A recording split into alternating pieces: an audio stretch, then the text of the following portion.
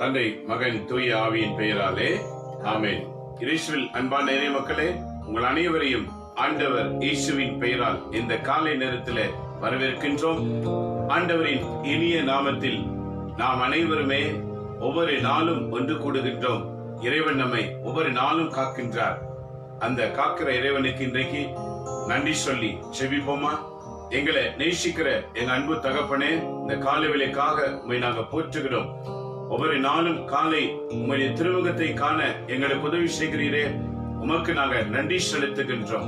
தந்தையே, விண்ணுக்கும் மண்ணுக்கும் ஆண்டவரே, உம்முடைய அருட்கரத்தில் எங்களை முற்றிலும் அர்ப்பணிக்கின்றோம்.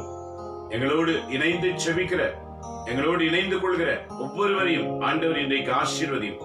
உலகமெங்கிலும் இந்த நிகழ்ச்சி பரவும் போது பார்க்கிற மக்கள், பார்க்கிற கண்கள் உடைய தெய்வீக ஆசீர்வாதத்தினால் நிரம்புவதாக. உடைய வல்லமை அறிந்து கொள்ளட்டும், நீர் யார் என்று அறிந்து கொள்ளட்டும். எல்லாருடைய அறிவு கண்களை திறந்துள்ளவீராக. உம்மை காண்கிற, உம்மை நேசிக்கிற, உடைய வாக்கை நிறைவேற்றுகிற அனுபவத்தை ஒவ்வொருவருக்கும் நீர் தாரும். நீரே நன்மை உள்ளவர்களாய், நல்லது செய்கிறவர்களாய் குணத்தை கொடுத்து காக்குமாறு வேண்டுகிறோம். வாழ்ந்தாலும் ஈசுவிக்கே, பிழைத்தாலும் ஈசுவிக்கே என்று நினைக்கிற உள்ளத்தை ஒவ்வொருவருக்கும் தருவீராக. அனைத்தும் எங்கள் ஆண்டவர் இயேசுவின் பெயரால் வேண்டி உமது ஆசீர்வாதத்தை அனைவருமே பெற்றுக் கொள்கிறோம்.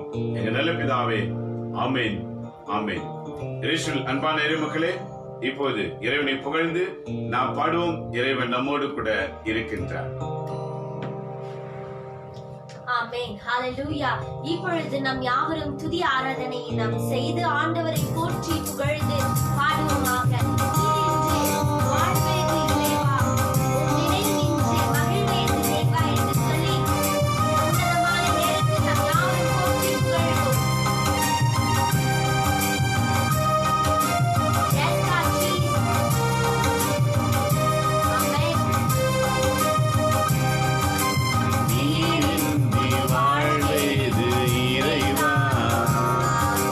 நினைவின்றி மகிழ்வேது தேவா.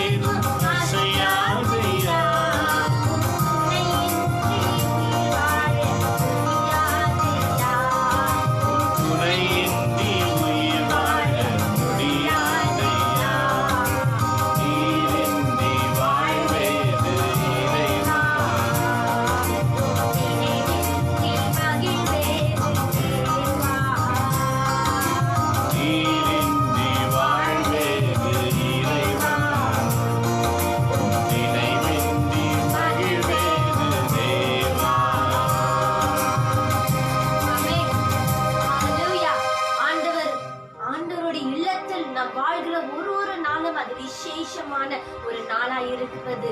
ஆமென். ஆகையால் இப்பொழுது நாம் யாவரும் சொந்தம் என்று சொல்லிக்கொள்ள இந்த உலகத்துல வேற யாருமே இல்ல ஆண்டவரே.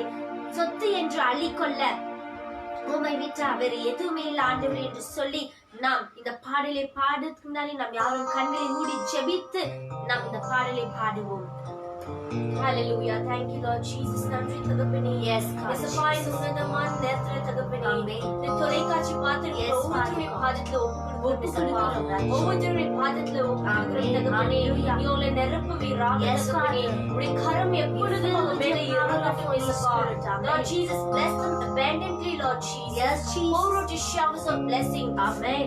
Whatever the pain, suffering, problems, obstacles are there in our life, Lord, please remove everything, Lord Jesus. Yes, God. Deliver from all the problems, Lord Jesus. Give them the good light, Lord Jesus. Let your light shine upon them, Lord Jesus. Let your word touch deep inside their hearts of the people, Lord. Yes, Lord. And be blessed day by day, Lord Jesus.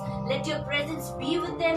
You guide them and strengthen them, Lord Jesus. Father. Everything I surrender into your mighty hands, Lord. I close my prayer to Jesus Christ, the Lord. Amen. Amen. ஆண்டவராகிய இயேசுவை போற்றுகிறோம், புகழ்கிறோம், ஆராதிக்கிறோம், உமக்கு நன்றி செலுத்துகிறோம். யாவரும் சொந்தம் என்று சொல்லிக்கொள்ள உம்மை விட யாருமே இல்லை என்று சொல்லி இந்த பாடலை பாடி நாம் துதிப்போமாக. Yes, God. Hallelujah. Thank you, Jesus. சொந்தம் என்று சொல்லிக்கொள்ள உம்மை விட யாரும் இல்லை. சொத்து என்று அள்ளிக்கொள்ள உம்மை விட எதுவும் இல்லை.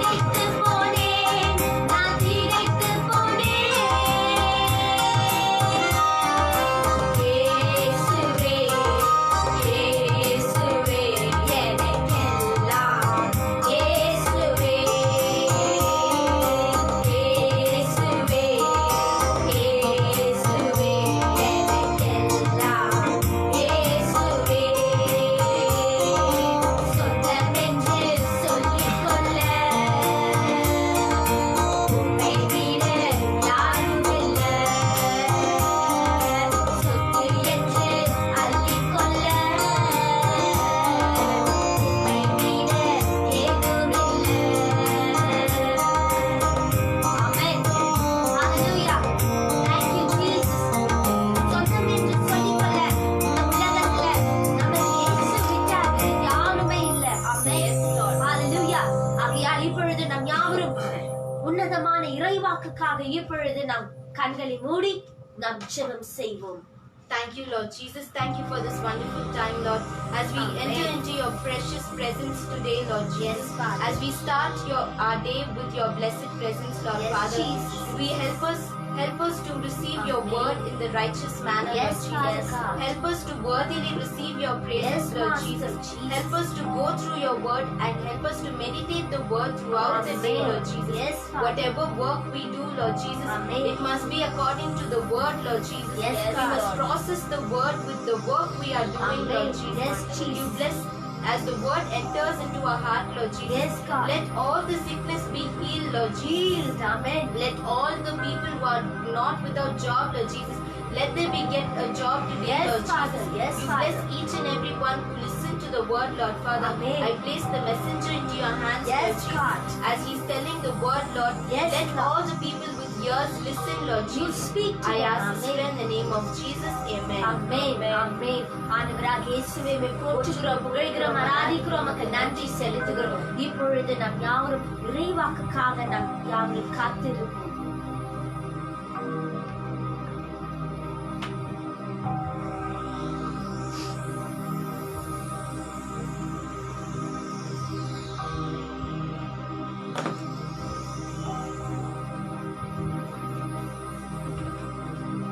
Praise the Lord.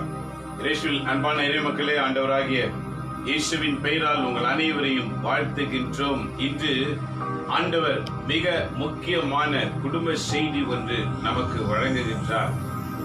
வீடு என்பது இறை பிரசன்னத்தால் நிரம்பி இருக்க வேண்டும்.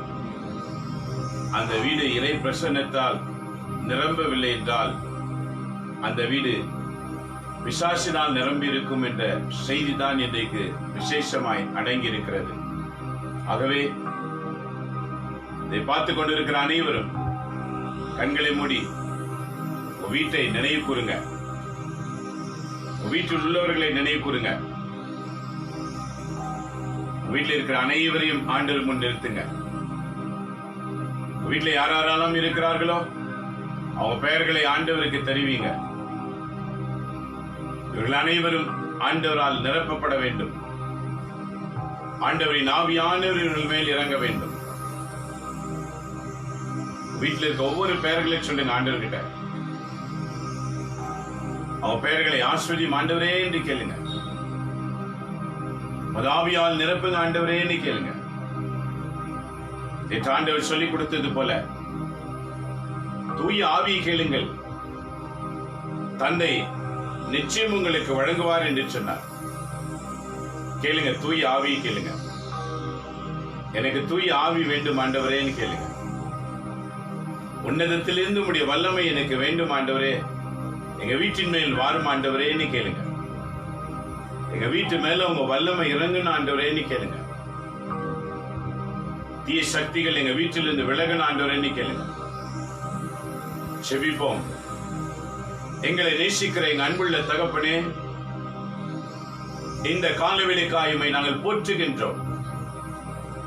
எங்கள் அனைவர் மேலும் நீர் இரக்கம் வைப்பீராக.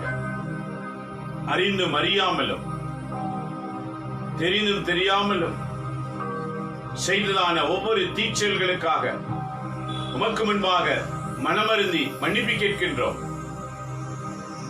எங்க அனைவரையும் நீர் ஆசீர்வதியும். உமக்கு முன்பாக சிறந்தாழ்த்தி அர்ப்பணிக்கிறோம் ஆண்டவரே. எங்கள் மேல் இரக்கம் கொள்வீராக. இந்த பூமியிலே நாங்கள் வாழ்கிற காலங்களிலே உமக்கு சான்று பகிர்ந்து உமக்கு பிரியமான பிள்ளைகளாய் வாழ இன்றைக்கு எங்களை ஆசீர்வதியும். இன்றைய வாக்குகள் எங்கள் வாழ்க்கைக்கு வாழ்வாய் அமைவதாக. இன்றைய வாக்குகள் எங்கள் வாழ்க்கையிலே ஒளி வீசுவதாக. இன்றைய வாக்குகள் எங்கள் வீட்டாருக்கும் எங்கள் வீட்டுக்கும் ஒளிமயமான வல்லமை இறங்குவதாக. எங்களை குடும்பமாய் தாழ்த்தி அர்ப்பணித்து நாங்கள் செபிக்கிறோம். உடைய வார்த்தை எங்கள் வீட்டார் குடும்பத்தில் ஒவ்வொருவருக்கும் ஆசீர்வாதமாய் இருக்கட்டும்.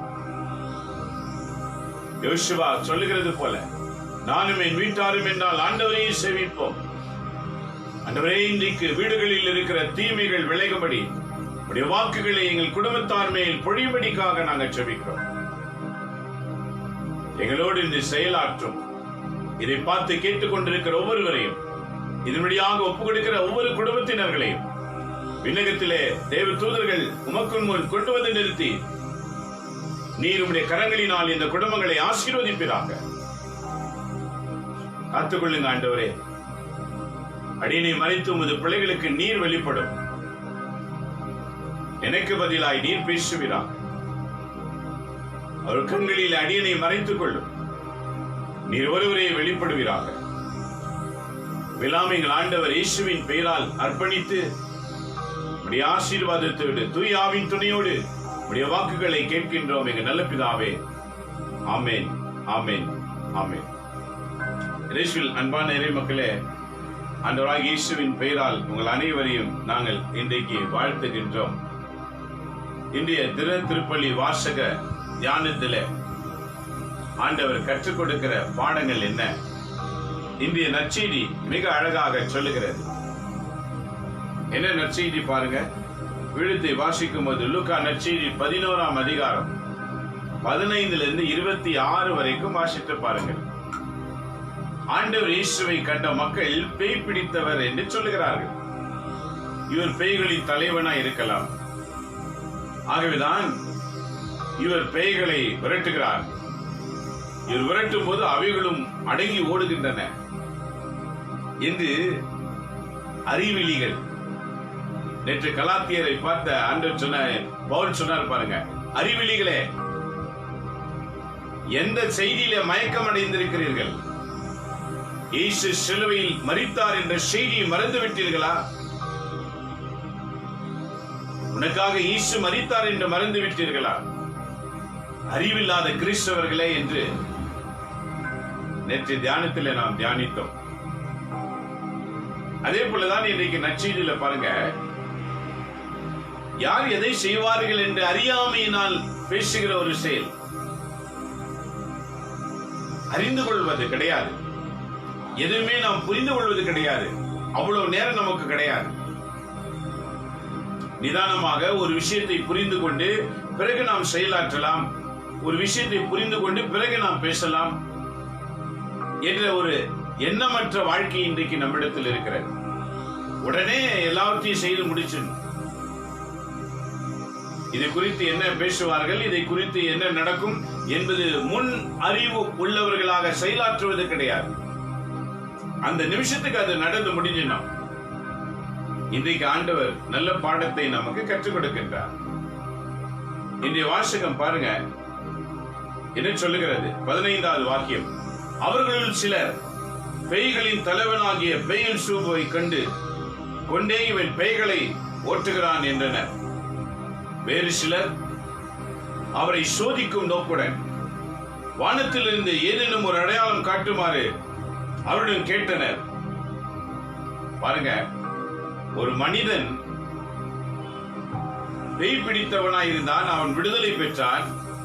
இத்தனை காலமா இவன் பித்து பிடித்தவனா இருந்தானே, இத்தனை காலம் பெற்றோர்கள் இல்லாம போனானே, இத்தனை காலம் இவன் தனித்திருந்தானே, இத்தனை காலம் இவ்வளோ கஷ்டப்பட்டானே, இப்படி எல்லாம் யோசிக்கல. இவனுக்கு விடுதலை கிடைத்திருக்கிறதே, இயேசு இவனுக்கு விடுதலை கொடுத்தாரே என்ற எண்ணம் மறந்து போய் விடுகிறது. இன்னைக்கு நிறைய நேரத்துல நாம கூட இப்படிதான். ஆண்டவர் பல அற்புதங்களை நம்ம வாழ்க்கையில செஞ்சிருப்பாரு. அந்த அற்புதங்கள் எல்லாம் மறந்து விடுவோம். அவர் செய்த நன்மைகளை மறந்து விடுவோம். நம் தேவைகளை சந்தித்திருப்பார், மறந்து விடுவோம். எப்போதும் குறைகளை தான் சொல்லிக் கொண்டிருப்போம். இது போலதான் அன்னைக்கு மக்கள் கூட பாருங்க, ஆண்டவர் செய்த அந்த அற்புதத்தை அவங்க நினைக்காம, ஓ இவர் பேய்களின் தலைவனா இருக்கலாம், ஏனெனில் அறிவில்லாத செயல்பாடு. ஒரு விஷயத்தை தவறாக தான் புரிந்து கொள்ள நினைக்க முடிகிறது தவிர நல்லதாக நன்மையாக புரிந்து கொள்ளுகிற அந்த எண்ணம் நமக்கு வருவது கிடையாது. காரணம் என்ன? கடவுளின் வாக்கை ஆழமாக தியானிப்பது கிடையாது. என்றைக்கு நீங்க திரு விவிலியத்தை எடுத்து தினந்தோறும் வாசிக்கின்றீர்களோ உங்க அறிவானது பெருகுகின்றது. நீதிமொழிகள் ப்ராவர்ப் 1ஆம் அதிகாரம் 7வது வாக்கியத்தை வாசித்து பாருங்கள். ஆண்டவருக்கு அஞ்சி நடப்பதே ஞானத்தின் ஆரம்பமாய் இருக்கின்றன. எப்போது ஆண்டவர் மேல் அச்சம் வரும், எப்போது கடவுள் மேல் அச்சம் வரும், எப்போது பயம் வரும், இறைவாக்கு தியானிக்கத்தான் நம்முடைய செயல்கள் திருத்தப்படும் போது கடவுள் சொல்லியிருக்கிறார் இப்படிதான் செய்யணும் என்று நினைக்கும் போது நமக்குள்ளே கடவுள் மேல் ஒரு பயம், அச்சம் உண்டாகின்றது. அப்போதான் நமக்கு தெய்வீக ஞானம் உருவாக ஆரம்பிக்கும். நாம் செய்கிற தீச்செயல்களை உணரும் போது இது சரியில்லை, விட்டு விலகணும் நினைக்கும் போது பயம், பாவத்தின் மேல் பயம் வரும்போது உன்னுடைய அறிவு பெருகுகிறது. உன் அறிவு பெருகினால் உன்னை பார்க்கிறவர்கள் ஆச்சரியத்தோடு பார்ப்பார்கள். ஏனெனில் உன் பேச்சில ஒரு சிறந்த பொழிவு இருக்கும், உன் செயலில ஒரு சிறந்த செயல் இருக்கும். இதை பார்க்கிற கண்கள் ஆச்சரியப்படுவார்கள். இதுதான் இறை ஞானம். இந்த இறை ஞானம் இல்லாதவர்கள் இறைவனையே குறை சொல்லிக் கொண்டுதான் இருப்பார்கள். எப்பவுமே கடவுள் மேலதான் குறைய சொல்லிக்கிட்டே இருப்பாங்க. ஏனெனில் இறைவன் செய்த நன்மைகளை மறந்து விடுவார்கள். அவங்க வாழ்க்கையில் நடக்கிற தீமைகளை தான் சிந்தனையிலே நிரப்பி எப்போதும் குறை சொல்லுகிறார்களாவே இருப்பாங்க. இதே போலதான் நம்முடைய மனிதர்கள் பாருங்க. ஒரு சிலர் சொல்றாங்க இவர் பேய் பிடித்தவர், பேய்களின் தலைவர், ஆகவே பேய்கள் இவரை பார்த்து பயப்படுகிறது. இன்னொரு சொல்றாங்க அப்படி என்றால் நீர் வானத்தில் ஏதாவது அடையாளம் செய்து காட்டுங்க. 17வது வசனம் இயேசு கூறுகின்றார். இயேசு அவர்களுடைய சிந்தனைகளை அறிந்து, நல்லா கவனம் வச்சுக்கங்க, ஆண்டவர் முன் நாம நிற்கும் போதே ஆண்டவர் நம்முடைய சிந்தனைகளை அறிந்தவராய் இருக்கின்றார். என்ன கேட்க போறோம், என்ன நினைக்கிறோம், நீங்க வாய் விட்டு சொல்ல வேண்டிய அவசியம் இல்ல, அவர் புரிந்து கொள்கிறார். சிந்தனைகளை அறிந்து என்றால் பொருள் என்ன? அவங்க நினைக்கிறத ஆண்டவர் படம் பிடித்து வைத்திருக்கிறார். நாம என்ன நினைப்போம் அவர் படம் பிடித்து வைத்திருக்கிறார். அங்க போய் நின்று என்ன கேட்க போறோம் அவருக்கு நல்லாவே தெரியும். அப்படின்னா கேட்க கூடாதுன்னு அர்த்தமா? கேளுங்கள், நல்லவைகளை கேளுங்கள், நன்மை செய்யபடி கேளுங்கள். நான் வாழ்ந்தாலும் பிழைத்தாலும் நல்லவனாக நல்லது செய்துதான் வாழ வேண்டும், நல்லது செய்து மறிக்க வேண்டும், நல்லதுதான் நான் பேச வேண்டும். இதை கேளுங்க ஆண்டவர்கிட்ட. நேற்று ஆண்டவர் சொல்லி கொடுத்தாரு பாருங்க, நேற்று நற்செய்தியில பரிசுத்த ஆவியை கேளுங்க. விண்ணகத்தில் இருக்கிற தந்தை நிச்சயம் வழங்குவார். ஆக நம்முடைய வாழ்க்கையில பாருங்க, கடவுளின் துணை வேண்டும் என்று நினைக்கிறோம், கடவுள் என்னோடு இருக்கணும்னு நினைக்கிறோம். ஆனால் அதற்கேற்ற தகுதி அடைவது கிடையாது. ஒரு தகுதி வேணும் இல்லையா? ஒரு வேலைக்கு போனா கூட குவாலிபிகேஷன் இன்றைக்கு மிக அவசியம். குவாலிபிகேஷனுக்கு ஏற்றபடி தான் இன்னைக்கு வேலை. நீங்க எவ்வளவு படிச்சிருப்பீங்களோ அதுக்கு ஏற்றவாறு தான். ஒண்ணுமே படிக்காதவங்களுக்கு என்ன வேலை? அவங்களுக்கும் வேலை இருக்குது. பெருகி தொடிக்கிற வேலை, சுத்தம் பண்ற வேலை, அந்தந்த லெவலுக்கு எல்லா வேலையும் இருக்கிறது. ஆனா ஆண்டவருடைய ராஜ்யத்தில் அப்படி இல்லை. ஆண்டவருடைய ராஜ்யம் என்பது உன்னுடைய படிப்புக்காக கொடுக்கப்படுகிற கூடியதல்ல, அது உன்னுடைய அர்ப்பணிப்புக்காக கொடுக்கப்படுகிற வேலை. எவர் தீய வழிகளை விட்டு நல்ல வழியை தேர்ந்து கொள்ள தீர்மானிக்கின்றார்களோ அவர்களை விண்ணகத்திலே பெரிய மனுஷனாக மாற்றுகிறவர் இறைவன். அவர்கள் பூமியிலே ஏழ்மையுள்ளவர்களாய் இருக்கலாம், ஒன்றுமில்லாதவர்களாய் இருக்கலாம். தீமை விட்டு விலகுகிற எவராய் இருந்தாலும் அவரை ஆண்டவர் வரவேற்கிறவராய் இருக்கின்றார். அதற்குதான் நமக்கு அறிவு தேவை. அந்த அறிவு எப்படி கிடைக்கும்? ஒவ்வொரு நாளும் இறைவாக்கு வாசிக்கும் போது, அதற்கேற்றவாறு நம்ம வாழ்க்கையை அமைக்கும் போது இறைவன் நமக்கு அறிவை கொடுக்கின்றார். நாம் உலகிலே நம்மை சுற்றி இருக்கிறவங்களை விட வித்தியாசமாக இருப்போம். இதுதான் ஆண்டவர் இயேசு வாழ்ந்து காட்டினார். ஒரு மனிதனாக இறை குணத்திலே நிச்சயம் வாழ முடியும். ஒரு மனிதனாக பூமியில் இருக்கிற தீமைகளை எதிர்க்க முடியும். ஒரு மனிதனாக தீ சக்தியிலிருந்து விடுபட்டு வாழ முடியும். ஒரு மனிதனாக தீய ஆவிகளை விரட்ட முடியும். எப்போது? தூய்மையாய் வாழும் போது. நேற்று சக்கரியா பாடலிலே நாம் வாசித்தோம் பாருங்க. லூக்கா நற்செய்தி பதிலுரை பாடல் அவர் என்ன சொன்னார்? நேர்மையோடும் தூய்மையோடும் வாழ்நாள் எல்லாம் ஆண்டவர் திருமுன் நின்று அச்சமின்றி அவருடைய பணியில ஈடுபட்டு வாழ்கிறவர்கள் தான் அவர் திட்டத்தை நிறைவேற்ற முடியும். சும்மா வாசித்து போறது வாழ்க்கை இல்ல, அனுபவ வாழ்க்கை. விவிலியத்தை வாசிக்கிறவங்க நேர்மையா தான் வாழணும். விவிலியத்தை வாசிக்கிறவங்க பரிசுத்தமாய் தான் வாழணும். விவிலியத்தை வாசிக்கிறவங்க நல்லதுதான் செய்யணும். பைபிள படிக்கிறவங்க வாழ்க்கையில நல்லது மட்டும்தான் செய்யணும்னு ஆண்டவர் சொல்லுவார்.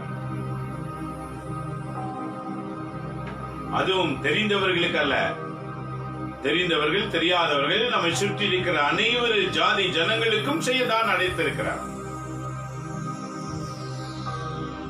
அது விவிலிய ரகசியங்களை அறிந்தவங்களால தான் அதை புரிந்து கொள்ள முடியும். இல்லை என்றால் ஆண்டவரை பார்த்து இவங்க ரெண்டு கூட்டம் வித்தியாசமா சொல்லுது பாரு. இவர் பேய்களின் தலைவனா இருக்கலாம், இல்லை நீ ஒரு அடையாளத்தை காட்டு, பிறகு நாங்க நம்புறோம். இந்த மாதிரி வாழ்க்கை தான் உலகத்திலே நமக்கு இருக்கு. இப்பேற்பட்ட வாழ்க்கை வாழ கடவுள் நம்மை அழைக்கவில்லை. அப்படி வாழ்கிற போது ஆண்டவர் என்ன சொல்றார் பாருங்க. இயேசு அவருடைய சிந்தனைகளை அறிந்து அவர்களிடம் கூறியது, தனக்கு எதிராக தானே பிளவுபடும் எந்த அரசும் பாழாய் போகும், அவ்வாறே பிளவுபடும் வீடும் வீழ்ந்து விடும், அரசும் வீடும். கவனிங்க நல்லா, நற்செய்தியில் ஆண்டவர் மிக தெளிவாக சொல்லுகிறார். 17வது வாக்கியம் லூக்கா நற்செய்தி 11:17 என்ன சொல்லுகிறார் பாருங்க.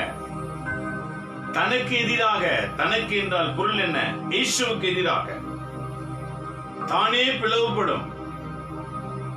அவங்க எண்ணத்துக்கு ஏற்றவாறு அவங்களுக்கு நடக்கும். தனக்கு சுயத்துக்கு எதிராக சுயம், உண்மை அறிந்து கொள்ளாமல், உண்மை பற்றி தெரிந்து கொள்ளாமல், உண்மைக்கு ஏற்றவாறு வாழாமல் வாழ்கிற எந்த அரசும் எந்த வீடும் அவங்க வீட்டை அவங்களே அழிச்சுக் கொள்வார்கள் என்று ஆண்டவர் சொல்லுகிறார். ஆக உன்னுடைய வீடு அழிவுக்கு காரணம் என்ன? உன்னுடைய வீடு ஒற்றுமை குலைச்சலுக்கு காரணம் என்ன? உன்னுடைய வீடு பற்றாக்குறை காரணம் என்ன? உன்னுடைய வீடு சகல பிரச்சனை நிறைந்த வீடா இருக்க காரணம் என்ன? உனக்கு நீயே செய்து கொண்ட தீமை என்று ஆண்டவர் சுட்டி காட்டுகிறார். சுயத்துக்காக செயலாற்றுகிற அரசும் சரி, சுயத்துக்காக செயலாற்றுகிற அரசனும் சரி, சுயத்துக்காக செயலாற்றுகிற வீடும் சரி, சுயத்துக்காக செயலாற்றுகிற அந்த வீட்டில் இருக்கிறவங்களும் சரி, சுயத்துக்காக வாழ்கிறவங்க அது கொஞ்சம் கொஞ்சமா அழிஞ்சுக்கிட்டே போய் கொண்டு இருக்கும் சொல்ற. நண்பர்களே மக்களே பாருங்க, இயேசு அவருடைய சிந்தனைகளை அறிந்து அவர்களிடம் கூறியது. ஏன்னா பாருங்க, முதல்ல ஒரு சிலர் பார்த்து என்ன சொல்லிட்டாங்க, இவர் பேய்களின் தலைவன், அதான் பேய் ஓடுதுன்னு. இன்னொரு சிலர் என்ன பண்ணிட்டாங்க, இவர் சோதிக்கணும், இயேசுவையே சோதிக்கணும் நோக்குடன் ஏதாவது அடையாளம் செய்ய நீ பார்க்கலாம் என்று கேட்டாங்க. இந்த மாதிரி சுய புணர்ச்சி உள்ளவங்களுக்கு ஆண்டவர் சொல்லுகிற வாக்கு. இன்னைக்கும் நிறைய பேர் பாருங்க, ஆண்டவர் எனக்கு ஏதாவது அற்புதம் செய்யட்டும், நான் வரேன். ஆண்டவர் இயேசு இருக்கிறார்னா எனக்கு ஏதாவது அற்புதம் செய்யட்டும். அற்புதத்தை எதிர்பார்த்து வாழ்கிற நீ ஆண்டவருக்கு தேவையில்லை.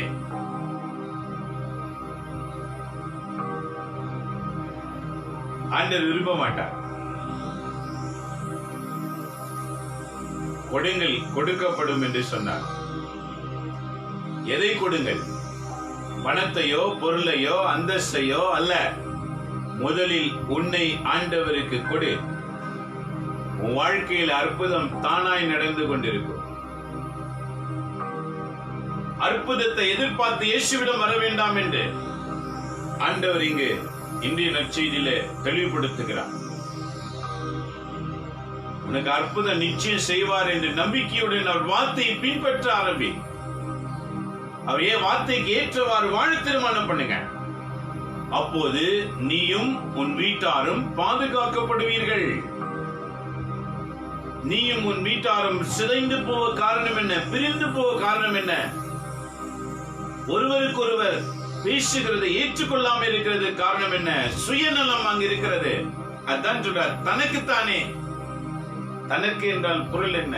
செல்பிஷ், சுயநலம் இருக்குது. நான் பெரியவன், நான் பெரியவன், நான் சொல்லிட்டா correct. It will destroy your family.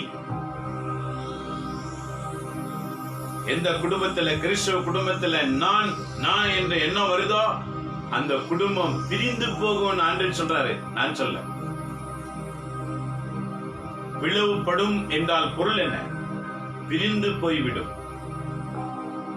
மீண்டும் கவனிங்க, லூக்கா நற்செய்தி 11:17. இயேசு அவர்களுடைய சிந்தனைகளை அறிந்து அவர்களும் கூறியது, தனக்கு எதிராக தானே பிளவுபடும் எந்த அரசும் பாழாய் போகும், அவ்வாறே பிளவுபடும் வீடும் விழுந்து விடும். அரசு ஒரு பக்கம் வச்சாலும் கிறிஸ்தவ குடும்பம் ரொம்ப முக்கியங்க. The God want to see the united family, not splitting family, not against each other, not talking like a killer with each other. ஒருத்தர் அடித்து கொள்ளுகிறது போல பேசிக் கொள்கிற வாக்கு ஒரு குடும்பத்தில் இருக்கக்கூடாது. இதான் தனக்குத்தானே தீங்கு விளைவித்துக் கொள்வது. இப்படி ஒருவருக்கு ஒரு விரோதமாய் பேசிவிட்டு கடைசியில என்ன நினைப்போம்? நமக்கு யாரும் மந்திரம் பண்ணிட்டு இருக்கிறாங்க. ஆண்டவர் சொல்றார், யாரும் மந்திரம் பண்ணல, யாரும் சூனியம் வைக்கல, உனக்கு நீதான் சூனிய மந்திரம் வச்சுக்கிட்ட. எப்படி? Everything is your thought. உன்னுடைய எண்ணங்கள் தான் சூனியம், உன்னுடைய எண்ணங்கள் தான் மந்திரம். அவைகள் தூய்மையடைந்தால் ஆசீர்வாதம். எப்போது தூய்மையடையும்? இப்படி இறைவாக்கை வாசிக்கும் போதுதான். அது நம்ம படித்து அதுக்கேற்றவாறு நம்ம வாழ்க்கையை சரி செய்து கொள்ளும் போது, காலையில தியானிக்கிறோம், பகல் முழுவதும் நம்ம வாழ்க்கையில அது அலசி பார்க்கணும். எந்தெந்த இடத்துல தீமை நடக்கிற இடத்துல அப்போ உடனே நிறுத்தி பாருங்க. தவறா பேசுகிற ஒரு எண்ணம் வரும், அப்படி உடனே நிறுத்தி பாருங்க. அங்கு கடவுள் உன்னை பயன்படுத்த ஆரம்பிப்பார். சூழ்நிலைக்கு, சந்தர்ப்பத்திற்கு நம்ம வாழ்க்கையை அமைத்துக் கொண்டு போகிற வரைக்கும் பிளவுகள் பிளவுபட்டு கொண்டுதான் இருக்கும். ஆக இன்றைய வாசகத்திலே அரசாங்கம் என்று சொன்னார். அவை ஒரு விதத்தில் ஒதுக்கினாலும் குடும்பம், வீடு மிக அவசியம். நமக்கு பிளவுபடாத வீடாய் நாம் இருக்க வேண்டும். ஆக ஆண்டவர் உரைப்பது பாருங்க, அவ்வாறு பிளவுபடும் வீடும் விழுந்து விடும். விழுந்து விடும்னா என்ன அர்த்தம்? எல்லோருக்கும் ஏளன காட்சியாளர்களாக நாம் மாறிவிடுவோம். ஏனெனில் குடும்பத்தில் இருக்கிற தகப்பனுக்கு ஒரு எண்ணம், தாய்க்கு ஒரு எண்ணம், பிள்ளைகள் இருப்பார்கள், ஒவ்வொருக்கும் ஒரு எண்ணம். ஒருத்தருக்கு ஒருத்தர் ஒற்றுமை இல்லாம இருக்கிற அந்த வீடு பிளவுபட்டு போகும். ஆண்டவர் இயேசு சொல்றார், நம்புங்க,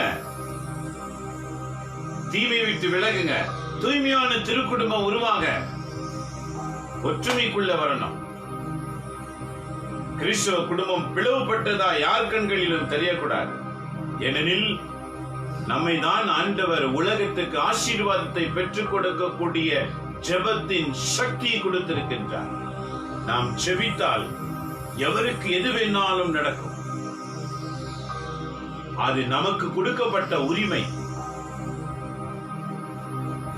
ஆனா ஒண்ணுமே நடக்கல. காரணம் என்ன? தனக்குத்தானே சூன்யம் வைத்துக் கொள்வது, கீழ்ப்படியாமை, வார்த்தைக்கு ஏற்றவாறு வாழாம இருக்கிற வாழ்க்கை. ஆகவே ஆண்டவர் சொல்லுகிறார் பாருங்க, 18வது வாக்கியம், சாத்தானும் தனக்கு எதிராக தானே பிளவுபட்டு போனால் அவனது அரசு எப்படி நிலைத்து நிற்கும்? சாத்தான், எந்த சாத்தான்? சாத்தானின் தலைவன் யார்? லூசிபர் என்ற மிக உயர்த்தப்பட்ட ஒரு குட் ஏஞ்சல், பெரிய ஏஞ்சல், கடவுள் முன் மகிழ்ச்சியாய் வாழ்ந்த ஏஞ்சல். எப்போது சுயநலம் வந்ததோ அங்கிருந்து தள்ளப்பட்டது, பிளவு ஏற்பட்டது. அந்த ராஜ்யத்திற்கு நிரந்தரம் கிடையாது. பிசாசின் ராஜ்யத்துக்கு நிரந்தரம் கிடையாது. ஏன்னா அது சுயநலத்தை கொண்டு வருகிற ராஜ்யம். அப்ப உனக்குள்ள ஒரு சுயநலம் வரனா நீங்க நல்லா நினைச்சுக்கங்க, செல்பிஷ் உனக்குள்ள வந்தா சாத்தான் வந்து ஆட்சி செய்கிறான்னு அர்த்தம். ஏன்னா சாத்தானுக்கு மட்டும்தான் செல்பிஷ், சுயநலம் என்ற குணம். கடவுளுக்கு கிடையாது. கடவுளுக்கு வந்து எல்லாரும் வேணும்னு நினைக்கிற குணம். ஆகவேதான் பூமியிலே ஆண்டவர் இயேசு உலகத்தில் வாழும் அனைத்து ஜாதி ஜனங்களுக்காக சிலுவையிலே தன் உயிரை கொடுத்தார். அவரை நம்பினவர்கள் தான், அவரை பின்பற்றினவர்கள் தான் இன்றைக்கு கிறிஸ்தவர்கள் என்று அழைக்கப்படுகிறார்கள். இயேசு பூமியில் பிறந்த நாளிலே கிறிஸ்தவர்கள் கிடையாது. இவைகளை நாம் நினைவு கூற வேண்டும். அவரை நம்பி பின்பற்றினவர்கள் தான் கிறிஸ்தவர்கள். ஆனா நீங்க பாருங்க, கிறிஸ்தவ குடும்பத்துல பிறந்ததுனால தான் கிறிஸ்தவங்க. அதனால்தான் உங்களுடைய கிறிஸ்துடைய அன்பு என்ன, கிறிஸ்துடைய வாக்கு என்ன தெரியவே இல்லை. கிறிஸ்துவின் வாழ்க்கையின் சுவை என்ன தெரியல. கேட்டுக்கொண்டிருக்கிற அன்பு இறைமக்களே, உங்கள் கவனத்தை வார்த்தையின் மீது செலுத்தி பாருங்கள். Then you will come to know what is the real Christianity, what is the real presence of Christianity. வாழ்க்கையின் உண்மை அனுபவம் என்ன என்று உங்களால் அறிந்து கொள்ள முடியும். இதை கேட்டுக்கொண்டிருக்கிற அன்பு கிறிஸ்தவ குடும்பங்களே, இன்றைக்கு ஆண்டவர் சொல்லுகிறார் பாருங்க, சாத்தான் எங்க இருக்கிறதோ அங்கு சுயநலம் இருக்கும், எங்கு சுயநலம் இருக்கிறதோ அங்கு பிளவு இருக்கும். இன்னைக்கு நம்ம வீடு பிளவுபட்டு இருக்கிறது காரணம் என்ன? சாத்தானுடைய ஆட்சி. ஆனா அதே நேரத்தில் ஆண்டவர் சொல்றாரு, அது நிரந்தரம் கிடையாது. நிரந்தரம் ஆண்டவர் விட மாட்டார். ஏனெனில் அதை பிடுங்குகின்ற, விரட்டுகிற அதிகாரம் இயேசு ஒருவரிடத்திலே தான் இருக்கிறது. நன்றி மக்களே, ரொம்ப நாளைக்கு நம்ம கஷ்டத்திலே இருப்போம் நினைக்காதீங்க. சிறிது காலம் தான். அந்த தீய சக்திகளை அழிக்க ஆண்டவர் இருக்கிறார், இயேசு இருக்கிறார், விரட்ட இயேசு இருக்கிறார். அவர் அதிகாரத்தை எடுத்துக்கொள்ள வேண்டும் என்றால் நாம் அவர் கையில் வந்து அடங்க வேண்டும், அவ்வளவுதான். தீமைக்கு இடம் கொடுக்காமல், தீய செயல்களுக்கு இடம் கொடுக்காமல், தீய சிந்தனைக்கு இடம் கொடுக்காமல் வார்த்தையை அதிகமாக பயன்படுத்தி பாருங்க. கடவுளின் நிறைய பைபிள் படிக்க ஆரம்பிங்க, படிங்க படிங்க. அது தீய சக்தியை விரட்ட ஆரம்பிக்கும். உங்க வீட்டுல ஒற்றுமை தானா வந்துடும், குடும்பத்துல ஒற்றுமை தானா வரும். பல வருஷமா பேசாதவங்க கூட பேச ஆரம்பிப்பாங்க. உன்னை விரோதியா நினைச்சவங்க நண்பனா நினைக்க ஆரம்பிப்பாங்க. ஏனெனில் பிசாசு விரட்டப்படும் போது பிளவுகளும் விரட்டப்படும். இது நம்ம கிறிஸ்தவ குடும்பத்துக்கு மிக அவசியம். ஆகவே ஆண்டவர் சொல்கிறார் பாருங்க, சாத்தானும் தனக்கு எதிராக தானே பிளவுபட்டு போனால் அவனது அரசு எப்படி நிலைத்து நிற்கும்? பெயல் சூபங்களை கொண்டு நான் பேய்களை ஓட்டுகிறேன் என்கிறீர்களே. நான் பெயல் சூபலை கொண்டு பேய்களை ஓட்டுகிறேன் என்றால் உங்களை சேர்ந்தவர்கள் யாரை கொண்டு பேய்களை ஓட்டுகிறார்கள்? ஆகவே அவர்களே உங்கள் கூற்று தவறு என்பதற்கு சாட்சி. பாருங்க சொல்றார், உங்களில் எத்தனை பேர் இருக்கிறாங்களே, எத்தனை பேர் பேய்களை ஓட்டி இருக்கிறாங்க. ஆக பேய்களின் தலைவர்கள் பேய்களை ஓட்ட இயலாது. பேய்களுக்கு உதவியா தான் இருப்பாங்க, இல்லையா? ஆனால் ஒருவர் விரட்டுகிறார் என்றால் அவர் எப்படி பேய்களாய் மாற முடியும்? இல்லையா? இதான் ஆண்டவர் தெளிவுபடுத்துகிறார். உங்களில் எவராவது இந்த செயலை செய்ய முடியுமா? இதைவிட உனக்கு என்ன அற்புதம் வேண்டும்? தீமைகளை அழிக்க வல்லவர், தீ சக்திகளை ஒழிக்க வல்லவர், அமைதி உனக்கு கொடுக்க வல்லவர், உங்கள் வாழ்க்கை மகிழ்ச்சியாய் நடத்த வல்லவர் உன் நடுவில் இருக்கிறார். நன்றி மக்களே, நம்முடைய அறிவுகள் தெளிவடைய வேண்டும். ஆகவே ஆண்டவர் என்ன உரைக்கிறார் பாருங்க, வாசிக்கும் போது 20வது வாக்கியம், நான் கடவுளின் ஆற்றலால் பேய்களை ஓட்டுகிறேன் என்றால் இறையாட்சி உங்களிடம் வந்துள்ளதல்லவா? ஏனெனில் கடவுளின் ஆற்றலுக்கு தான் பிசாசு அடங்கும்.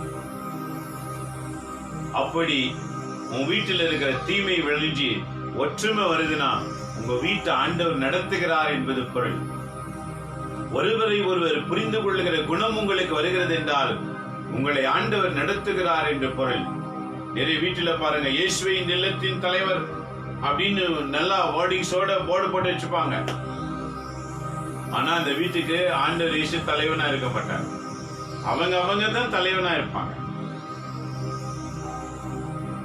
செல்பிஷோட தான் வாழ்வாங்க எல்லாம்.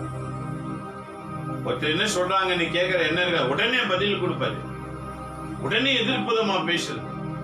இந்த குணத்தை நாம மாத்திக்கணும், மாற்றிக்கொள்ள வேண்டும். ஏனெனில் கிறிஸ்துவ குடும்பம் என்பது ஒருவருக்கொருவர் பேசும்போது கேட்டு நல்லது இது கெட்டது என்று அலசி பார்த்து செயலாற்றி மற்றவங்க முன்னிலையிலே சாட்சிகளாய் இருக்கக்கூடிய குடும்பம். இதை உண்டு பண்ணதான் இயேசு உலகிலே தோன்றினார்.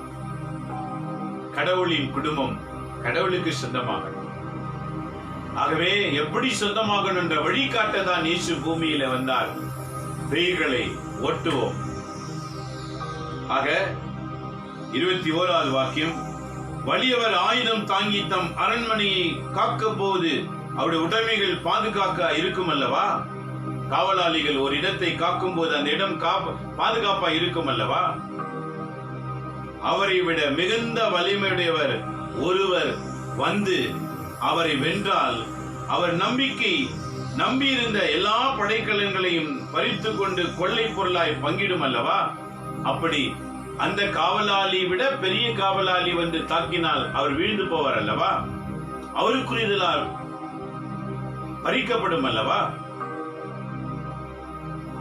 அதுபோல என்னோடு இராத, நல்லா கவனிங்க, அதுபோல என்னோடு என்றால் இயேசுவோடு சேராதவங்க, இயேசு என்னோடு இராதவர் எனக்கு எதிராக இருக்கின்றனர். எப்பவுமே குறை சொல்லிக்கிட்ட வாழ்றவங்க ஆண்டவருக்கு எதிராக இருக்கிறாங்கன்னு அர்த்தம் சொல்றார். தயவுசெய்து நீங்க யாரும் ஆண்டவர் குறை சொல்லாதீங்க.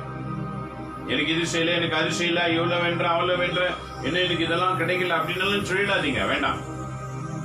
அது ஆண்டவரை எதிர்ப்பதற்கு சமன் சொல்லி கொடுக்கிறார் ஆண்டவர். ஏன்னா இதெல்லாம் தீய சக்தி செயல்பாடு, நமக்கு தெரியாது, நம்ம வேதனையில பேசிடும். இன்றைக்கு அறிந்து கொள்ள வேண்டும், என்னோடு இராதவர் எனக்கு எதிராக இருக்கிறார். என்னோடு இணைந்து மக்களை கூட்டி சேர்க்காதவர் அவர்களை சிதறடிக்கின்றார். என் அன்பு மக்களே, கிறிஸ்தவர்கள் கிறிஸ்துவோடு தான் இணைந்திருக்க வேண்டும். கிறிஸ்துவோடு இணையாதவர்கள் அக்கம் பக்கத்துல வெளியத்துல எல்லா இடத்துல சண்டை தான். இதான் சொல்றாரு, என்னோடு இணைந்திராதவர்கள் சிதறடிக்கப்படுகிறார்கள். ஏன் அக்கம் பக்கத்துல சண்டை? ஏன் வீட்டுல சண்டை? ஏன் வெளியில வேலை இடத்துல ஏன் சண்டை? ஏன் கிறிஸ்தவங்க இருக்கிற இடத்துல ஒரு பிரச்சனை? காரணம் சுயநலம், பசாசு. அந்த வீசி எறியணும்னு சொல்றாரு. இயேசுவோடு இணைந்திராதவங்களால அவங்க எங்க இருந்தாலும் பிரச்சனை தான். அவங்க எங்க இருந்தாலும் நல்லா இருக்கிறவங்க கூட பிரிஞ்சு போயிடுவாங்க. இயேசுவோடு இணைந்திராதவங்க எந்த இடத்துல இருந்தாலும் நல்லா இருக்கிறவங்க எல்லாம் பிரிஞ்சிடுவாங்க. ஆண்டவர் சொல்லுகிறார், என்னோடு இணைந்திராதவர் எங்க இருக்கிறார்களோ அவங்க இடத்துல எல்லாம் சிதறடிக்கப்படுவார்கள். இன்றைக்கு நாம் அறியாமையினால் செய்கிறவை எவ்வளவு பெரிய தவறு என்று உணர்த்த ஆண்டவர் நம்மோடு பேசுகிறார். சிதறடிக்கப்படுவார்கள். இன்னைக்கு நல்லா யோசிச்சு பாருங்க, நம்ம வாழ்கிற இடத்துல, நம்ம வாழ்கிற வீட்டுல, நம்ம வாழ்கிற சுற்றி இருக்கிற மத்தியில ஒரு நல்ல உறவு இருக்கிறதா? whether good relationship between us? நமக்குள்ள ஒரு ஒற்றுமை இருக்கிறதா? நமக்குள்ள ஒரு ஒருமனம் இருக்கிறதா? ஒருத்தருக்கு ஒருத்தர் நாம நேசிக்கிற குணம் இருக்கிறதா? அவை இல்ல. ஏனெனில் பிசாசின் ஆட்சி செயல்பட்டு கொண்டிருக்கிறது. இதை நாம உணராம இருக்கின்றோம். இன்றைக்கு உணர வேண்டும். இன்றைக்கு நாம் எல்லாரும் உணரணும். நம்ம வீட்டிலும் நம்ம சுத்தி இருக்கிறவங்க எல்லா இடத்திலும் ஒற்றுமையாக வாழ வேண்டும். அங்கு ஆண்டவர் இருக்கின்றார். ஆண்டவர் இல்லாத இடத்துல பிளவுகள்.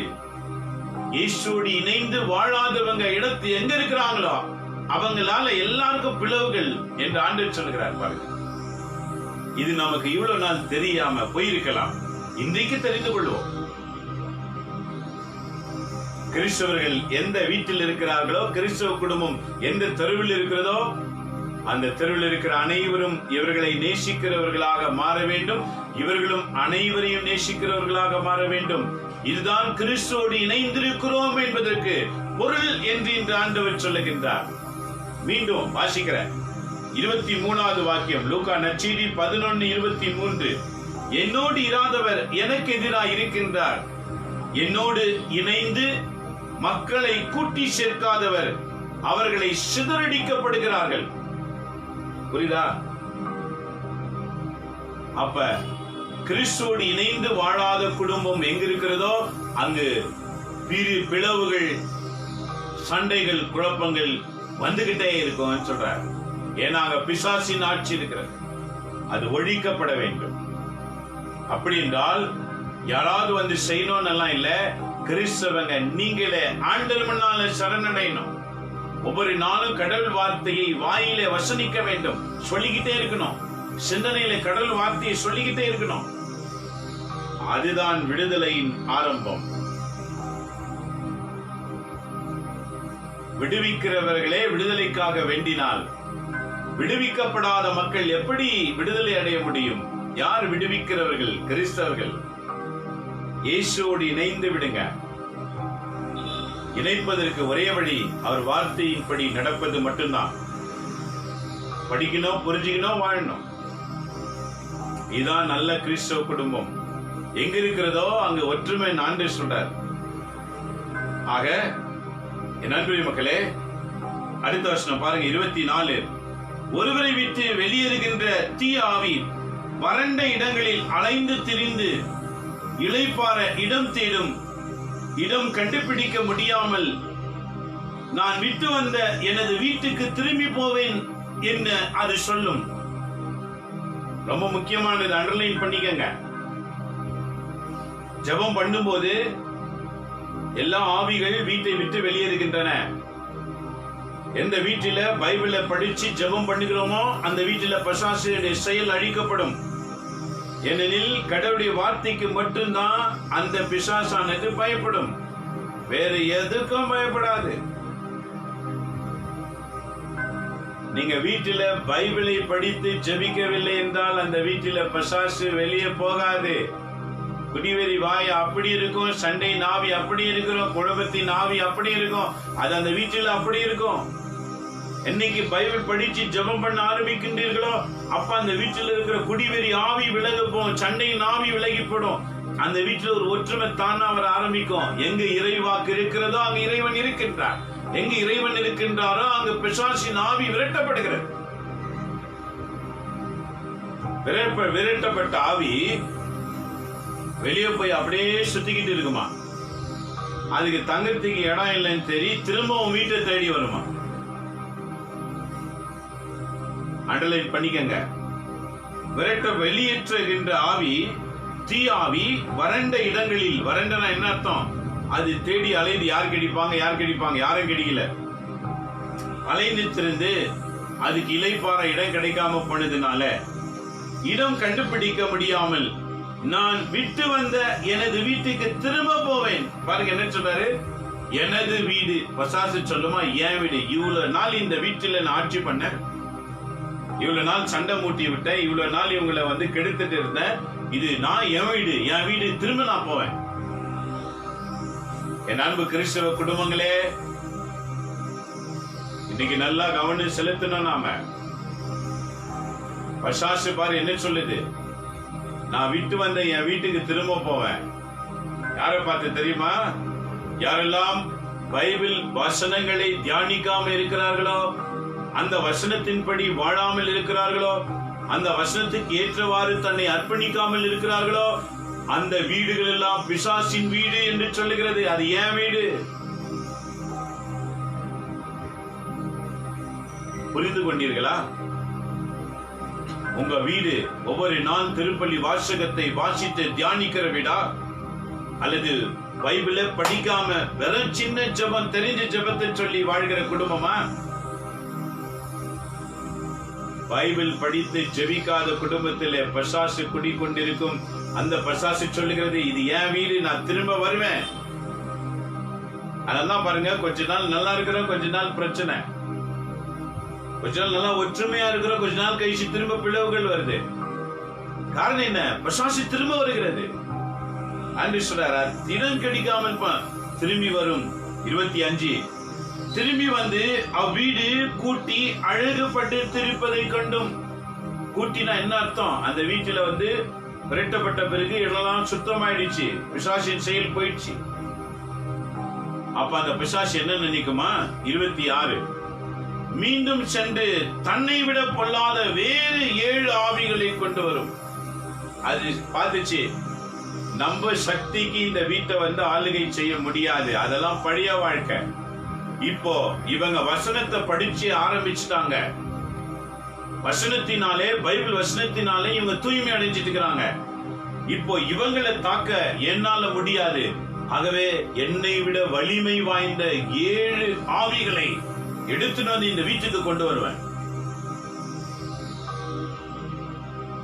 இதெல்லாம் நாம அறியாம வாழ்கிற வாழ்க்கை, இதெல்லாம் நமக்கு தெரியாது.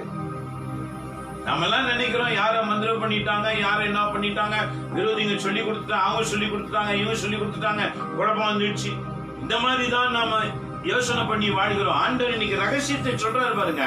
உங்க வீடு பிளவுபட, உங்க வீடு பிரச்சனை கொடுக்க, உங்க வீட்டுல எல்லாம் நடக்க காரணம் சுயநலம், கீழ்ப்படியாமை. அதை விட்டு எரிந்து பார், தீ ஆவி தானா ஓடி போயிடும்.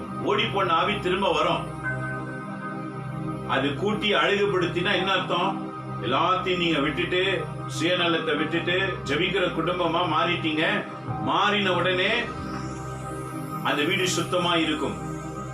அப்போ பிசாசு வந்து பார்க்குமா, ஐயோ நான் இருந்த வீடு சுத்தம் ஆயிடுச்சு, இப்போ நான் போய் இதை அசுத்தப்படுத்த முடியாது, ஆகவே இதை அசுத்தப்படுத்தணும்னா என்னை விட சக்தி வாய்ந்தவங்க. ஏன்னா இவங்க ஜெபம் பண்ணி சக்தி வாங்கி இந்த குடும்பம் ஆயிடுச்சு. இப்போ சக்தி இழந்த குடும்பம் வேற, கடவுள் சக்தி வாங்கி இருக்கிற குடும்பம் வேற. இப்ப இவங்க சுத்திகரிக்கப்பட்டு சக்தி வாய்ந்த குடும்பமா மாறிட்டாங்க. அப்ப இந்த பிசாசு நினைச்சிச்சு, இப்ப என் சக்தி இங்க வேலைக்கு ஆகாது, என்னை விட வலிமை வாய்ந்த 7 பிசாசுகளை இந்த வீட்டுக்கு நான் கொண்டு வருவேன். பாருங்க, மீண்டும் சென்று தன்னை விட பொல்லாத வேறு 7 ஆவிகளை அழைத்து வந்து அவருக்குள் புகுந்து அங்கே குடியிருக்கும் அவருடைய பின்னைய நிலையை முன்னைய நிலையாக விட மோசமாக கேடுள்ளதாக மாற்றி விடுவேன். பாருங்க, பழைய நிலையை விட இன்னும் கேடுள்ளதா மாத்திடணும். பிசாசு குணம் பார்த்தீங்களா? நாம என்னைக்குமே கடவுளோடு இருக்கக்கூடாது என்று இந்த ஆவி என்ன செய்கிறது? நம்முடைய நிலையை மாற்ற ஆரம்பிக்கிறது. இந்த திட்டம்லாம் நம்மால புரிஞ்சுக்க முடியாது. ஏனெனில் முழு விசுவாசம் இருந்த யோபுவாலேயே பிசாசு தான் சோதிக்குது அப்படின்னு அவருக்கு தெரிந்து கொள்ளல. ஆனா கடவுள் யோபை பார்த்து என்ன சொன்னாரு? பூமியிலே அவனை போன்ற ஒருவனும் கிடையாது. Is a one and only. அந்த அளவுக்கு விசுவாசத்தில் இருந்த யோபுவாலேயே இது பிசாசு தான் சோதிக்குதுன்னு புரிஞ்சுக்க முடியல. நாம எந்த வரிசையில் இருக்கிறோம்? கொஞ்சம் யோசிச்சு பாருங்க என் அன்புரை மக்களே. இன்னைக்கு நம்ம குடும்பத்தில் நடக்கிற எல்லா பிரச்சனைக்கும் காரணம் நாம தான். இதுதான் ஆண்டவர் இன்னைக்கு சொல்றார். ஏனெனில் குணம் மாற வேண்டும், செயல் மாற வேண்டும், திட்டங்கள் மாற வேண்டும், எண்ணங்கள் மாற வேண்டும். எல்லா கிறிஸ்தவர்களும் கிறிஸ்துவோடு இணைய கற்றுக்கொள்ள வேண்டும். கிறிஸ்துவோடு இணைகிறவர்கள் கிறிஸ்துவின் வாக்கை கடைபிடிப்பார்கள். ஒவ்வொரு விஷயத்திலும், சின்ன சின்ன விஷயத்துல கூட வார்த்தையை கடைபிடிப்பாங்க. அது சின்ன விஷயமா இருக்கலாம், ஆண்டவருக்கு விரோதமா செய்ய மாட்டேன்னு நினைப்பாங்க. அவங்க தான் இயேசுவோடு இணைந்து இருக்கிறாங்கன்னு பொருள். அது சின்னதான பொருளை பார்த்துக்கலாம், அவட அப்புறம் செஞ்சுக்கலாம். நினைத்தால் அந்த சின்னதுல கூட பிசாசு உள்ளே நுழைந்து கிடைத்து விடும். ஆக நண்பரே மக்களே, குடும்பத்தில் இருக்கிற அத்தனை பேரும் மிக அவசியம். எங்க வீட்டுல ஒருத்தர் ஜெபம் பண்றாரு, ஒருத்தருக்கு மட்டும் நல்லா தெரியும், அவர் தயவுல காலை பிடிச்சிக்கின்னு ஓடி போயிடலாம், தயவுசெய்து நினைக்காதீங்க. அந்த ஒருத்தர் பாருங்க பிசாசு என்ன நினைக்கிறது பாருங்க. பிசாசு நினைக்கிற இந்த நீங்கள தெரிஞ்சுக்கணும். இவ்வளவு நாள் நான் ஒண்டியா அந்த வீட்டை ஆட்சி பண்ண, இப்ப அந்த வீட்டுல கடவுள் வார்த்தை படிச்சு அவங்க பரிசுத்தம் தூய்மை ஆயிட்டுக்கிறாங்க. இப்ப ஏன் சக்தி பழிக்காது, இன்னும் 7 பேரை நான் கூட்டிட்டு வருவேன். அப்போ இவங்களால ஒண்ணுமே பண்ண முடியாது. பிசாசு எப்படி யோசிக்குது பாருங்க. ஏன் நீங்க யோசிக்க மாட்டேன்றீங்க? ஒரு வீட்டுல ஒருவர் மட்டும் வளர்ச்சி அடைந்தால் போதாது, அந்த குடும்பத்தில் இருக்கிற அத்தனை பேரும் வளர்ச்சி அடையணும். அப்பதான் நீங்க எதிர்க்க முடியும். ஒரு வீட்டுல நீங்க 2 இருக்கலாம், 3 பேர் இருக்கலாம், 4 பேர் இருக்கலாம், 5 பேர் இருக்கலாம். கூட்டு குடும்பமா இருந்தா 10 பேர் கூட இருக்கலாம். எத்தனை பேருனா இருங்க. எவ்வளவு ஜாஸ்தி இருக்குது அவ்வளவு பலம். Strength. How many you are in the family? It's a strength. The strength will increase. பசாசு டெக்னிக் பாருங்க. இத்தனை நான் ஒண்டியா தான் இவங்களை ஆட்சி பண்ணேன், இனிமே என்னால இவங்களை அடக்க முடியாது. ஆகவே என்னை விட பலவான்கள் 7 பேரை கொண்டாருவேன். Take this policy. It's very good policy. Increasing the strength ourselves with the Jesus. Not one in the family. The whole member of the family must dedicate and united with the Jesus. குடும்பத்தில் இருக்கிற அத்தனை பேரும் ஆண்டவரோட இணைய கத்துக்கணும். அப்பதான் பிரசாசை எதிர்க்க முடியும். இல்லைன்னா ஒரு வீட்டுல ஒருத்தர் கூட பலகீனமா இருப்பாங்கன்னு வச்சுக்கோங்க, அவங்களால அந்த முழு குடும்பத்துக்கே அவமானம் வரும். கடைசியில விசுவாசமா வளர்றவங்க கூட அவிவிசுவாசியா போயிடுவாங்க. நண்பு மக்களே, ஞாபகம் வச்சுக்கங்க. கடந்த முறை நான் சொன்னேன்ல, எங்க ரினிவல் சென்டருக்கு ஒரு பேய் பிடித்த பெண் வந்தால், ஜெபத்துல இருக்கிறவங்க ஜெபிக்கும் போது ஆவி வந்தது. அந்த ஆவி சொன்னது, பிரதர் என்ன தெரியலையா, யார் நீங்க அப்படின்னா அட்ரஸ் எல்லாம் சொன்னா, ஏமா உனக்கு என்னாச்சு? ஐயோ, என் குடிக்கார கணவனால நான் தூக்கு போட்டு செத்துட்டேன். ஏமா அப்படி பண்ண? தாங்க முடியல என்னால. ஜெபிக்கிறவங்க அசாசி எப்படி இந்த ஆவியை பாருங்க. ஒருத்தர் வீட்டுல ஒருவர் கெட்டவர்களா இருந்தால் அந்த நல்லவர்களுக்கு கூட எப்படி ஒரு தீய செயல் நடக்கிறது பாருங்க. ஐயோ, நான் மேலே சென்றேன், என் குடிகார கணவனே மேல், அவனை விட இந்த ஆவிகளை என்னால் ஆட்கொள்ள முடியல. ஆகவே நான் திரும்பி வந்தேன். இந்த சகோதரி எப்போ என் கூடவே தான் இருப்பாங்க, நான் 2 பேரும் ஒன்னா இருப்போம். ஆகவே இவர்கள்கிட்ட என்ன எனக்கு தெரியும், இவங்கிட்ட நல்லது கெட்டதெல்லாம் எனக்கு தெரியும். ஆகவே நான் இவங்ககிட்ட வந்துட்டேன். பாருங்க, ஜெபிக்கிறவங்க தான். எப்படி இங்க பிசாசு சொன்னது, அது சென்று திரும்ப 7 பேரை கொண்டு வரும், தன்னை விட பலவானாக. நன்றி மக்களே, இன்னைக்கு செத்த ஆவிங்க தான் எல்லார் வீட்டையும் மாட்டி படைத்துக் கொண்டிருக்கிறது. தற்கொலையின் ஆவிகள். இது மனிதனுடைய ஆவி,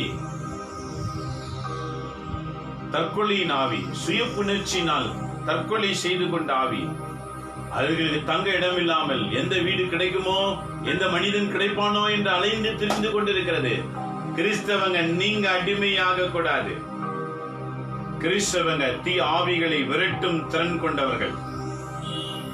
அப்படின்றால் தீமைகளை விட்டு நாம் உழைத்தால் தான் அதை நாம் செய்ய முடியும்.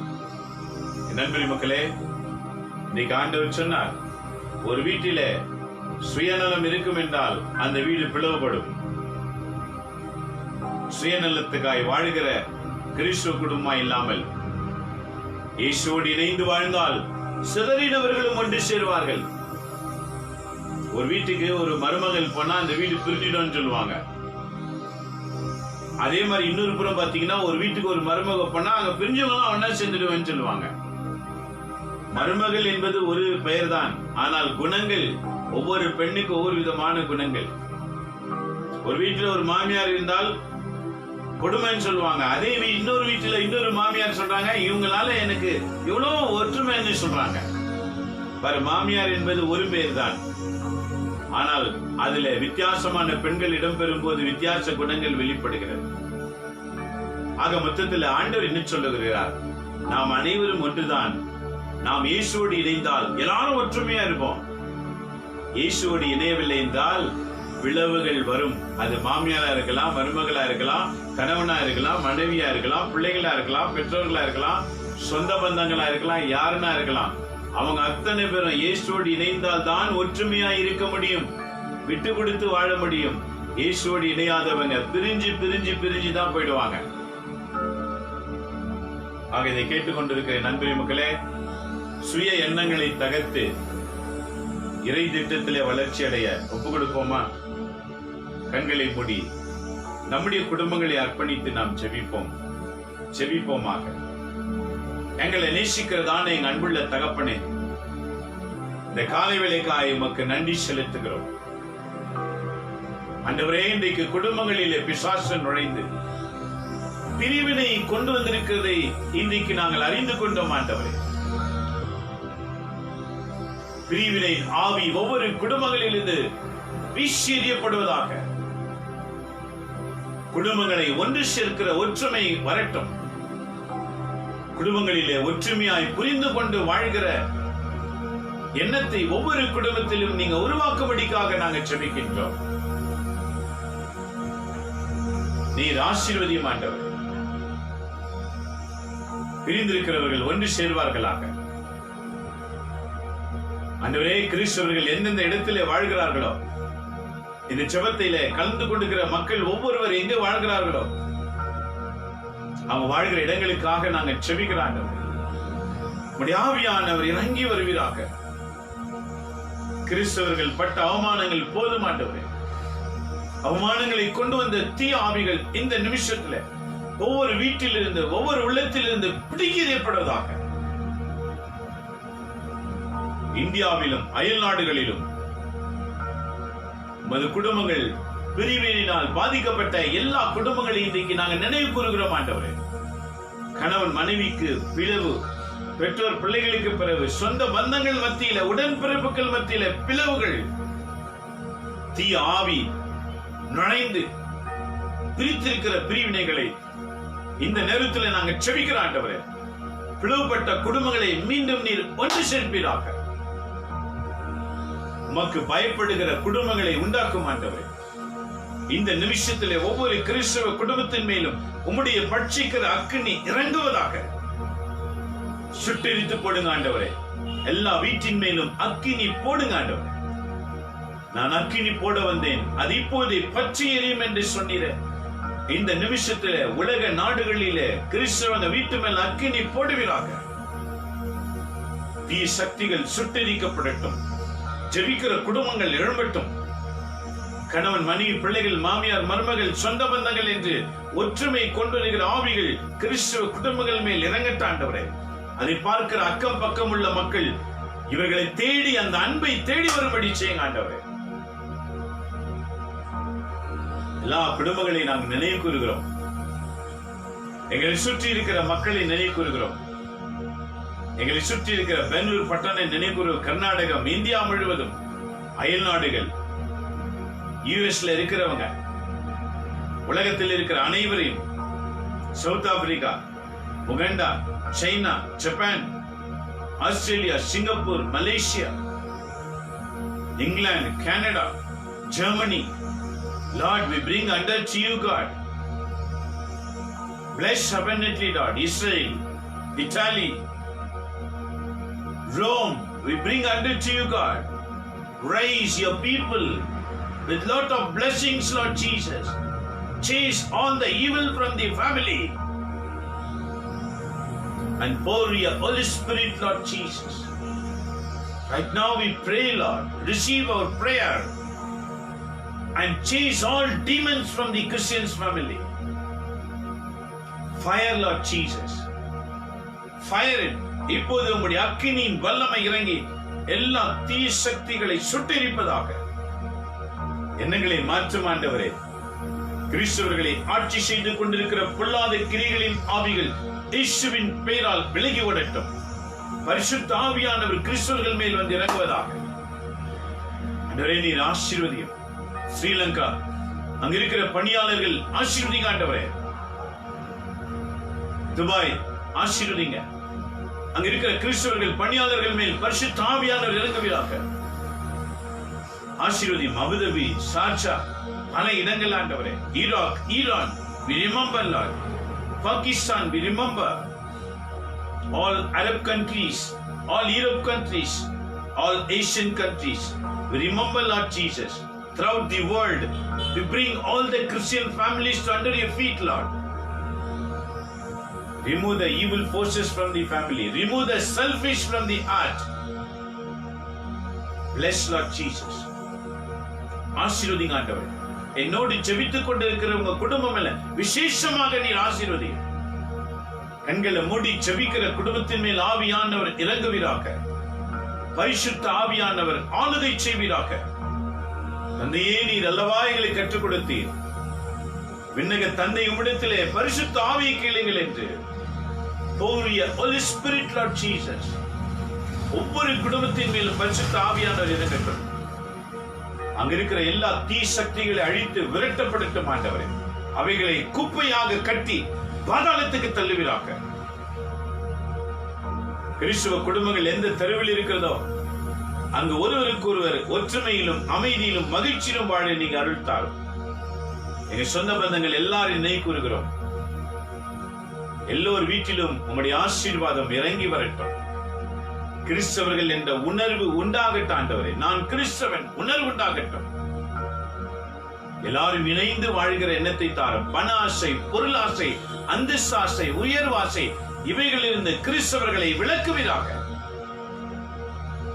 சுயத்துக்காக, சுகத்துக்காக, தேவைக்காக பாவத்தில் ஈடுபடாமல் பரிசுத்தத்திற்காக விலக்கி வாழ்கிற வாழ்க்கை எங்க அனைவருக்கும் தருவீராக.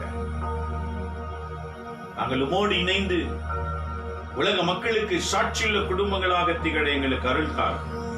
நாங்க எங்கிருந்தாலும் ஒற்றுமை இருக்கட்டும். நாங்க எங்கிருந்தாலும் உம்முடைய வாக்கு ஒன்று நிலைநாட்டுகிறவர்களாய் வாழ எங்களுக்கு அருள்தார். என்னோடு செபிக்கிற அனைவரையும் ஒப்பு கொடுத்து வேண்டுகிறேன். ஒவ்வொரு நாளும் காத்திருக்கிற உமது பிள்ளைகளை ஆசீர்வதிங்க ஆண்டவரே. மீண்டும் நாளை காலை நாங்கள் சந்திக்கும் மட்டும் எங்க அனைவரையும் ஆசீர்வதி. இந்த நாள் முழுவதும் இந்த வீடியோ நிகழ்ச்சி பார்க்கிற ஒவ்வொருவரையும் ஆசீர்வதி. புரியாதவர்கள் பார்ப்பார்கள் என்றால் புரிய வைப்பீராக. ஒவ்வொரு உள்ளங்களை அறிகிற ஆண்டவர் நீர். இது எந்த மொழியினர் பார்த்தாலும் அவர்கள் புரிந்து கொள்கிற ஞானத்தினால் நிரப்பும். உம்முடைய அன்பை வெளிப்படுத்தும். குடும்பங்களில் இருக்கிற பிளவுகள் விலகி ஒற்றுமையிலும் மகிழ்ச்சியிலும் வாழ அருள் தருவீராக. எல்லா இடத்திலும் அமைதியை காக்க உதவி செய்யும். உமது கிறிஸ்தவர்கள் அமைதியோடு செயல்பட்டு உம்மை வெளிப்படுத்துகிற ஆற்றலை எங்க அனைவருக்கும் தாரும். அனைத்தையும் உடைய திருப்பாதத்திலே நாங்கள் அர்ப்பணிக்கின்றோம். இறைவன் நீதாமே எங்க எல்லோரையும் ஏற்றுக்கொண்டு சாட்சிகளாய் நிறுத்துவீராக. வீடுகளில் இருக்கிற ஆவிகள் வெளியேறி பரிசுத்த ஆவியானவர் வீடுகள் மேல் நிழலிடட்டும். எல்லா வீடுகளை அர்ப்பணித்து நாங்கள் வேண்டுகிறோம். உலக மக்கள் வீடுகளையும் அர்ப்பணிக்கிறோம். எல்லா தீ சக்திகள் உலக மக்களை விட்டு வெளியேறட்டும். உலக மக்கள் அனைவரும் ஒற்றுமையிலும் சமாதானத்திலும் சிறந்து வாழ உதவி செய்யுமாறு எங்களை நாங்களே அர்ப்பணித்து வேண்டுகிறோம். எங்கள் ஆண்டவர் இயேசுவின் பெயரால் வேண்டி உடைய சகல ஆசீர்வாதத்தை நாங்கள் அனைவருமே பெற்றுக் கொள்கிறோம். எங்க நல்ல பிதாவே, ஆமென், ஆமென், ஆமென். இயேசுவில் அன்பான இறை மக்களே, கேட்டவங்க வீட்டில் இருக்கிற ஆவிகள் விரட்டப்பட்டு பரிசுத்த ஆவியானவர் வந்திருக்கின்றார். அவரை தக்க வைத்துக் கொள்ளுங்கள். விரட்டப்பட்ட ஆவி திரும்ப சக்தி வாய்ந்த ஆவிகளை வீட்டுக்கு கொண்டு வந்துடும். ஜாக்கிரதையா இருங்க. ஜெபத்துல உறுதியா இருங்க. தினந்தோறும் பைபிள படிங்க.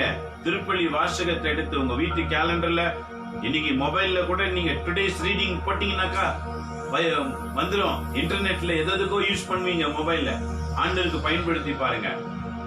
There is lot of ways to see the scripture. Today use your own mobile. Say, I'm using for God. No calls in this mobile. I'm using only dummy piece mobile to speak. You also give your mobile to God. The God will take care of you. வீழ்த்த வாசிங்க. இதுதான் வாழ்க்கை. Bible படிக்காத குடும்பம் பரலோகத்துக்கு போக முடியாது. ஏமாற்று செய்திகளை கேட்டு ஏமாந்து போயிடாதீங்க. நீங்க படிங்க. நீங்க முழங்கால் போய் ஜெபம் பண்ணுங்க. ஆண்டவர் உங்களோடு கூட பேசுவார். படிக்கிற ஒவ்வொருவரோடு பேசுவார். எப்படி வாழணும்னு சொல்லி கொடுப்பார். அதுக்கேற்றவாறு வாழ்வோம். ஒவ்வொரு நாள் திருப்பலி வாசகத்தை எடுத்து வாசித்து நல்ல கிறிஸ்தவர்களாக பூமிக்கு வாழ்ந்து காட்டுவோம். இந்த செய்தியானது யூடியூப்ல உள்ளது. தயவுசெய்து உங்க நண்பர்களுக்கு அனுப்பி சப்ஸ்கிரைப் பண்ணுங்க. மீண்டும் நாளை காலை சந்திப்போம். இறைவன் நம்மோடு இருப்பாராக. மீண்டும் நாளை காலை 7:30 மணி மறந்துடாதீங்க. ஆண்டவர் உங்களோடு கூட இருப்பாராக. எல்லாம் வல்ல இறைவன் தந்தை, மகன், தூய ஆவியின் பெயராலே